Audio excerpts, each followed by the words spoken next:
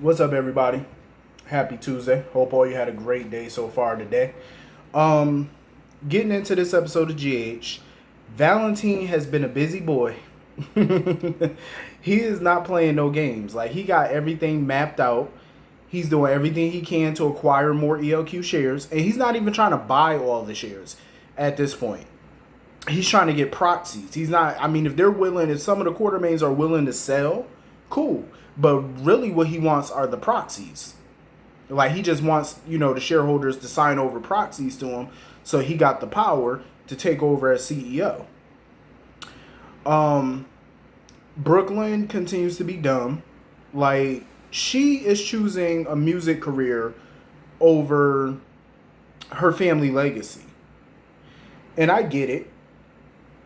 ELQ is not something that she's totally interested in. That corporate lifestyle. I totally understand. I get it. But to sell your family out like that for a music career and extra money, like, it's not like the quartermains are hurting for funds, and it's not like she's hurting for money. You know what I mean? Like, you're making money off the stock that you owned. So it's kind of ridiculous at this point. But Valentin, he's not playing no games. He's now set his sights on Sam's kids, so Danny and Scout. He wants her to sign over the proxy for those shares that the kids own. And even Martin was trying to figure out. He was like, okay, so how are you going to get those shares? Like, how are you going to get her to do it? And of course, Valentin is going to dangle something that she wants in her face. Same way he did Brooklyn. Because of Sam's parole situation, she can't be around Jason. So, of course, he's going to volunteer to fix that little problem for her. But my thing is, how can you fix something that Diane herself couldn't fix? And Diane is a brilliant attorney. So if Diane couldn't get that situation handled, how the hell can Valentin do that? If Valentin can do that, he will impress me. Because if you can do something Diane couldn't do from a legal standpoint, and you know how to make it happen, you would have impressed me. I would be impressed. And of course he's trying to get other quartermain stocks too. Valentin is just busy. Like, he's not playing no games. Like, Valentin is doing everything within his power to get these shares so he could take over. Basically promising Brooklyn that the quartermains are going to be wealthier. All the shareholders are going to make a lot more money than what they're currently making. Because, I mean, if you think about it, though, Cassadine Industries was damn near bankrupt when Valentin took it over. And he pretty much rebuilt that entire company into a major powerhouse that it once was. So, I mean, if he can do that, basically, and that's what he was selling Brooklyn. He was like, if I could do that, imagine what I could do for ELQ. ELQ is already doing good business, but it can do better business, is what he's saying. So that's what he's trying to do. I just hate the way Brooklyn is doing it. It's like you're basically selling out your family for this damn music career. You know what I mean? And I think that's just trifling and tacky. So, anyway, moving on from that. Cyrus Renault. Cyrus is another one. Trying to play, trying to make power moves. He's trying to make some power plays. I'm like, okay, Cyrus, you going too far now. So now he's sitting here trying to go toe-to-toe with Monica.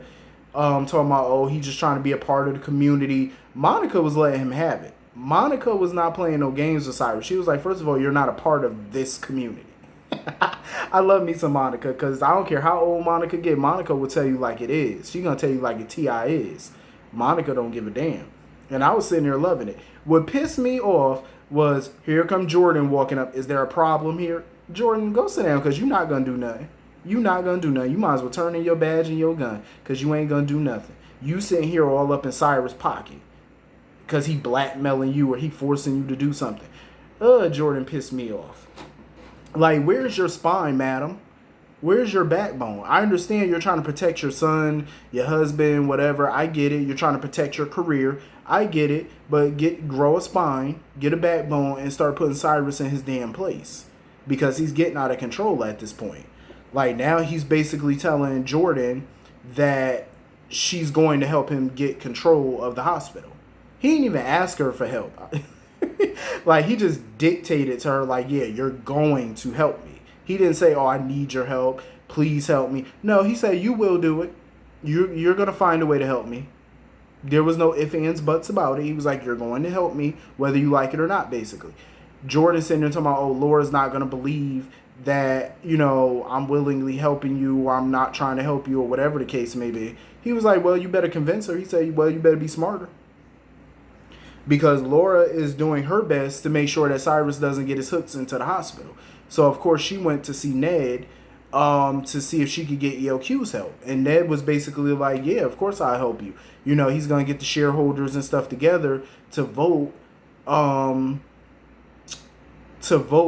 to give Laura the resources that she need to keep the hospital out of Cyrus's hand.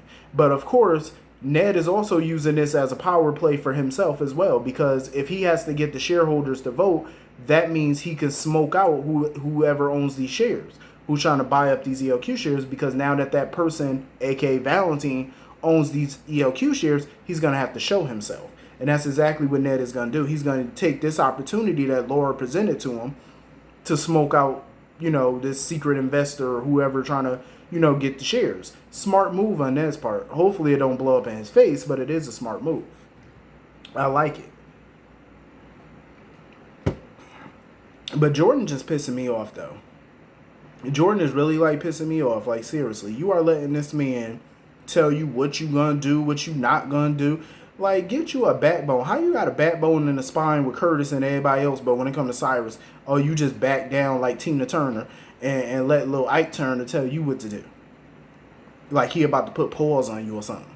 Like she act like a damn abuse victim. Like, what the hell wrong with you?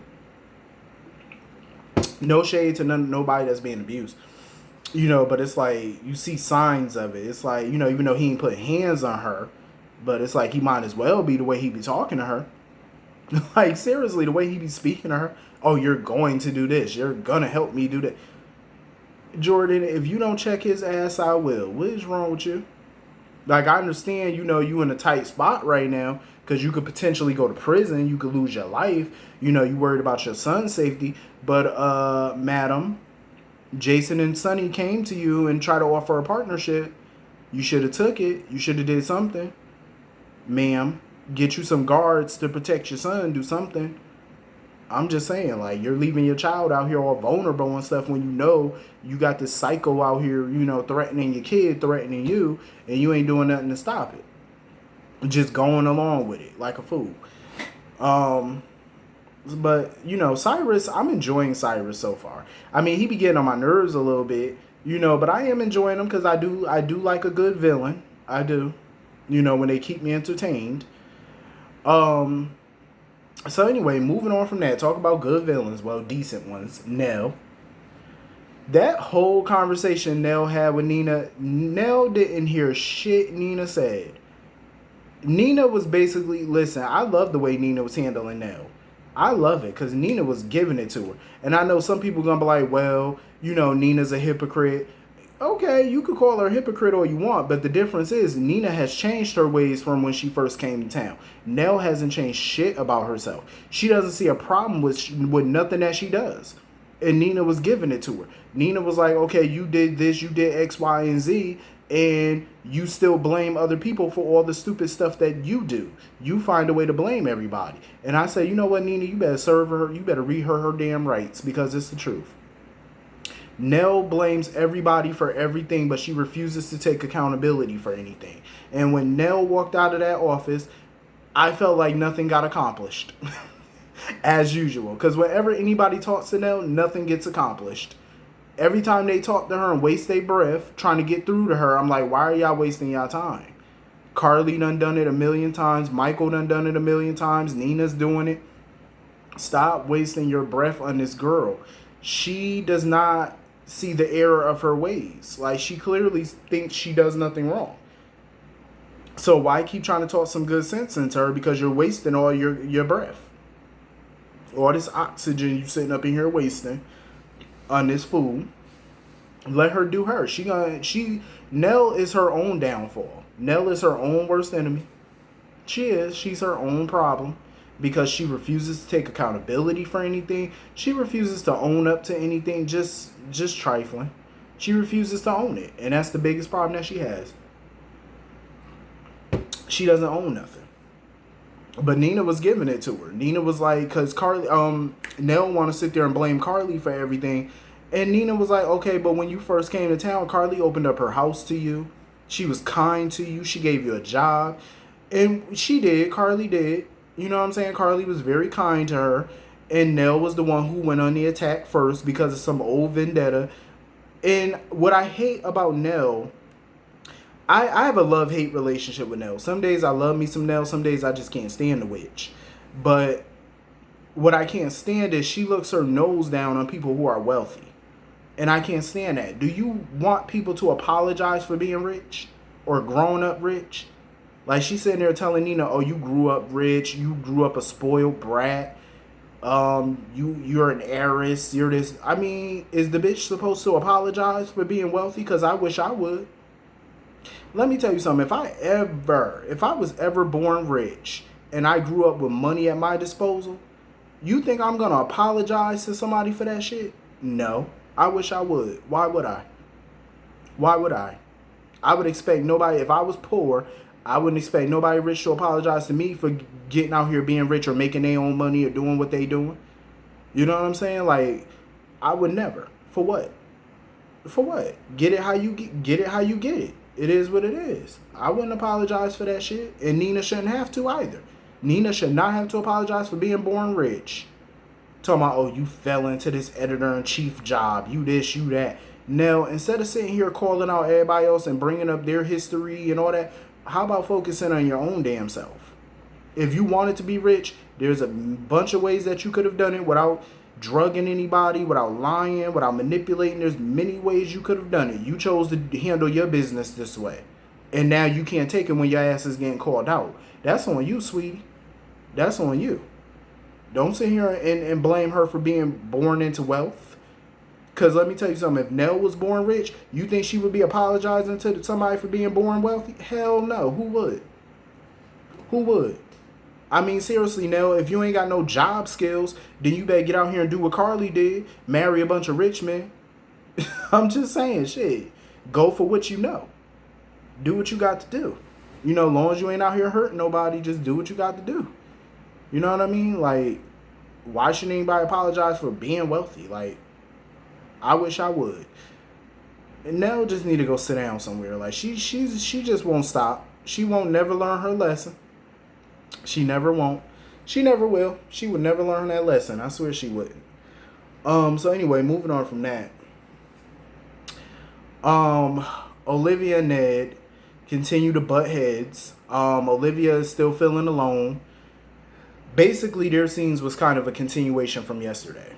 Because Brooklyn came in to talk to, Ned about her career or whatever. And he told her why him and her mother got divorced all those years ago. Because he feels like he's always put ELQ first at the expense of his marriages and at the expense of his daughter. And, a lot of times he feels like he doesn't want the CEO title. He feels like he wished that he could just hand it to somebody else. That's what he feels like he wished that he could do sometime. He doesn't always like being the gatekeeper of ELQ because it takes away from so many other things, from family and everything else that he wants to do in his life, And Olivia did bring up a good point, though, because she told him, she was like, he needs to be more attentive to her. Like, he needs to be there for her more. Because at the end of the day, you're worried about ELQ. You're worried about a company. It's not like, oh, losing ELQ means you're in dire straits. If the family were to lose ELQ tomorrow, they would still be wealthy. Hell, they would be more wealthy. She even said it herself. She was like, if y'all were to sell ELQ tomorrow, please, your bank accounts would get fatter and fatter. I said, exactly. It ain't like y'all hurting for no money. Like, I understand, but I also get where Ned is coming from. It's bigger than just the money, though. This is his grandfather's legacy. So I totally get where he's coming from. Like, he doesn't want to see it in somebody else's hands. Especially not no Valentin. But what he doesn't even know is that his daughter just literally shook hands with the devil himself.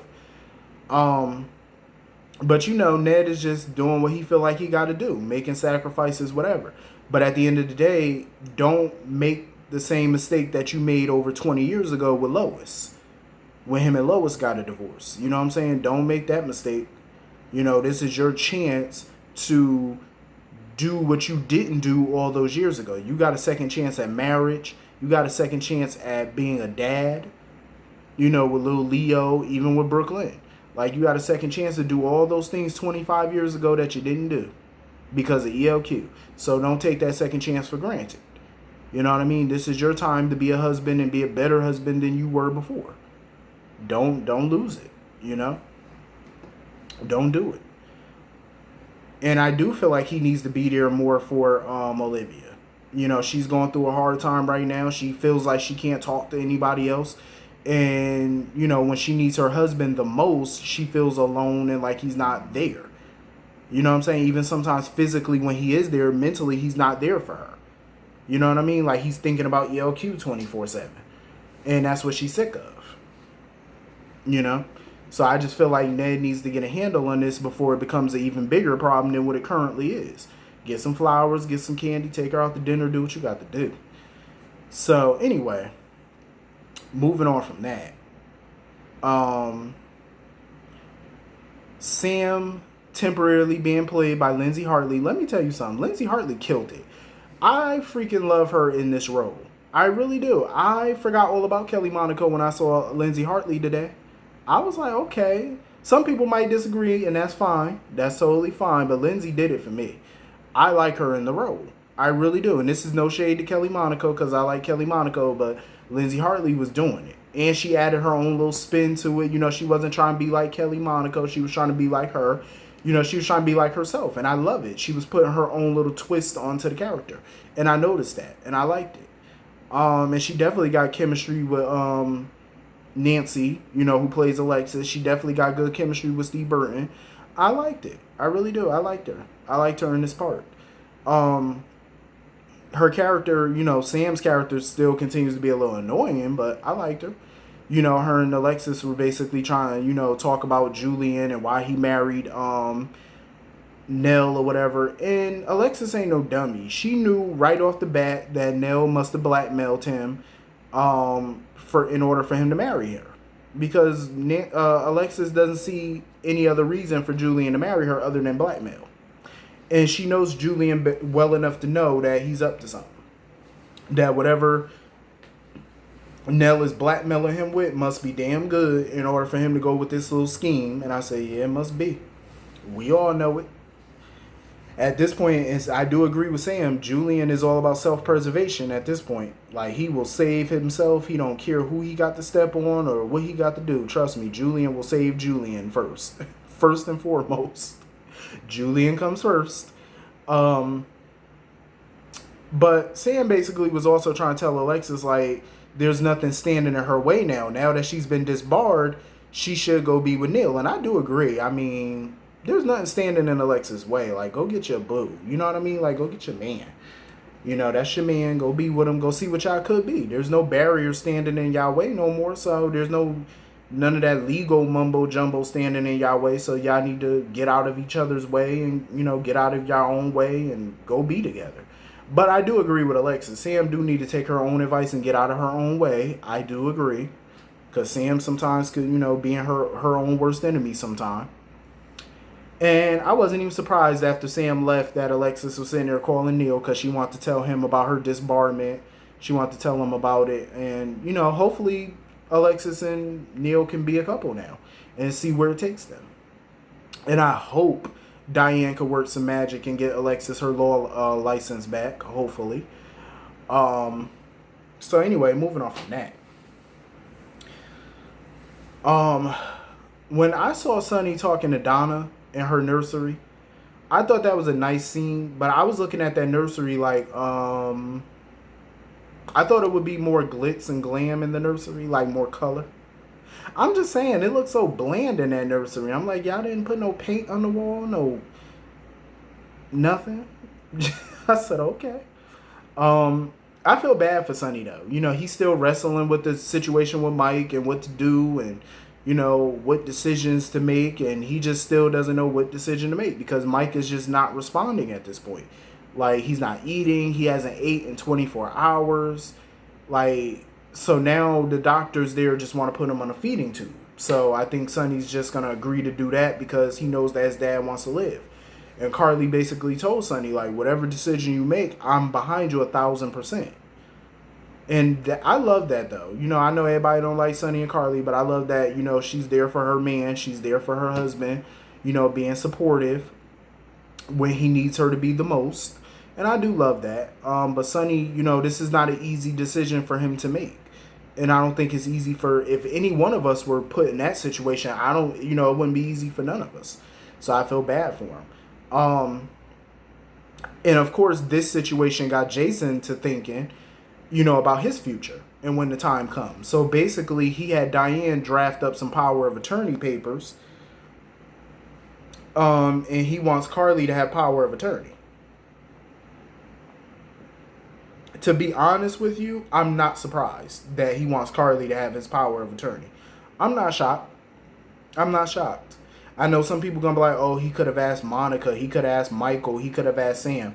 Yeah, he could have asked a number of people, but he trusts Carly because they've been friends for over 20 years.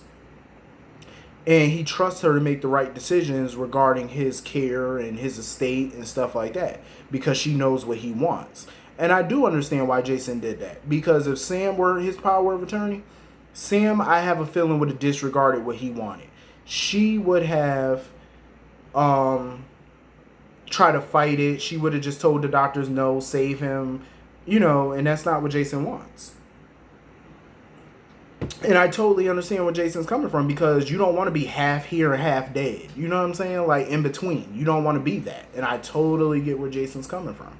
Because I feel the same way. Like, if I was ever put in that situation, just hey, let me go. Because it's like you're trapped inside your own mind. You know what I'm saying? Like, you can't respond to people who are talking to you.